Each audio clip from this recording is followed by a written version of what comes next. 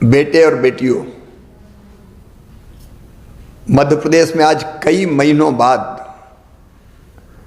Covid के 30 नए प्रकरण मिले हैं।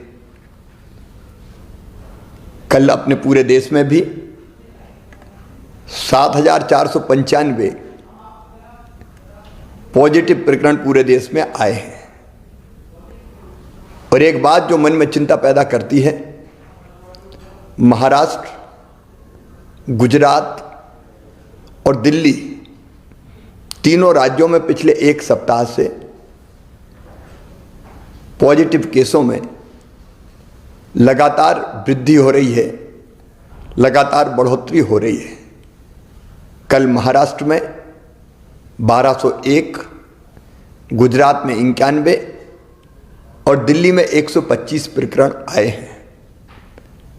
हम सब जानते हैं इन राज्यों से मध्य प्रदेश में आना जाना लगातार बना रहता है और पूर्व के अनुभव भी हमें ये बताते हैं कि पिछली बार भी महाराष्ट्र में पॉजिटिव केस बढ़ना शुरू हुए, गुजरात में बढ़े और उसके बाद मध्य प्रदेश में लगातार पहली हो या बाद में दूसरी लहर आई।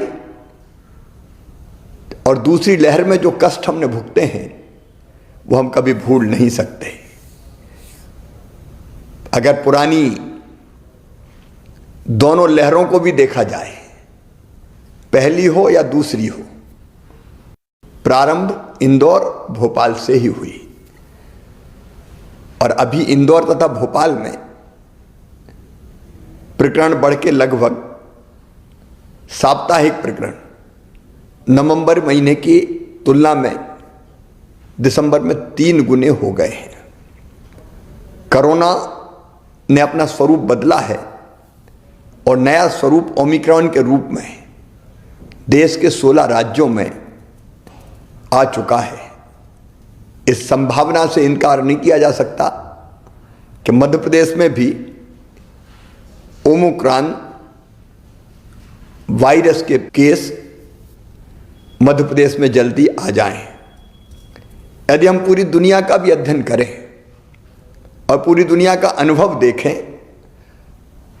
तो ओमिक्रॉन बहुत तेजी से फैलता है। इंग्लैंड में 1 लाख केस प्रतिदिन आ रहे हैं, अमेरिका में भी लगभग 2.5 लाख केस प्रतिदिन आ रहे हैं, यूरोप में भी ओमिक्रॉन बहुत तेजी से बढ़ रहा है। और उपरोक्त सभी कारणों को देखते हुए मुझे अंतर आत्मा से लगता है कि ये सही समय है जब हम सचेत हो जाएं, कोविड की तीसरी लहर को आने से रोकें, तेजी से संक्रमण ना फैले, इसके लिए हर आवश्यक उपाय करें। और इसलिए मेरे प्रिय बहनों और भाइयों, भारत सरकार ने भी कुछ गाइडलाइन जारी की है। मेरी आपसे प्रार्थना है कि अब देर ना करें, मास्क जरूर लगाएं, सोशल डिस्टेंसिंग बनाएं, अनावश्यक भीड़ में ना जाएं, अनावश्यक जमावड़ा ना हो। और अब तक अगर किसी ने वैक्सीन का डोज नहीं लिया, टीका नहीं लगवाया, तो टीका जरूर लगवाएं। पहला लगा लिया हो तो दूसरे में देर ना करें। अगर समय की अवधि पूरी हो गई हो तो तुरंत दूसरा टीका भी लगवाएं। इसके साथ ही हमने पहले ही तय कर दिया था कि स्कूल में जो हमारे बच्चे हैं वो 50% की संख्या में ही जाएंगे ताकि वहाँ सोशल डिस्टेंसिंग बनी रह सके।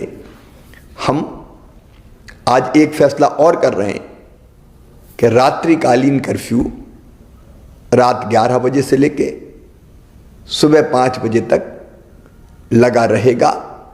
अगर आवश्यकता पड़ी तो कुछ और उपाय हम जरूर करेंगे। और हाँ, अगर कोविड का कोई पॉजिटिव केस आता है तो घर में अगर पर्याप्त स्थान है तो घर में उसको आइसोलेट करके इलाज करेंगे और नहीं तो हर हालत में उनको हमको अस्पताल में ही भर्ती कराना चाहिए ताकि परिजन वायरस के संक्रमण से बच सकें। सावधान रहना है, याद रखना सावधानी में ही सुरक्षा है।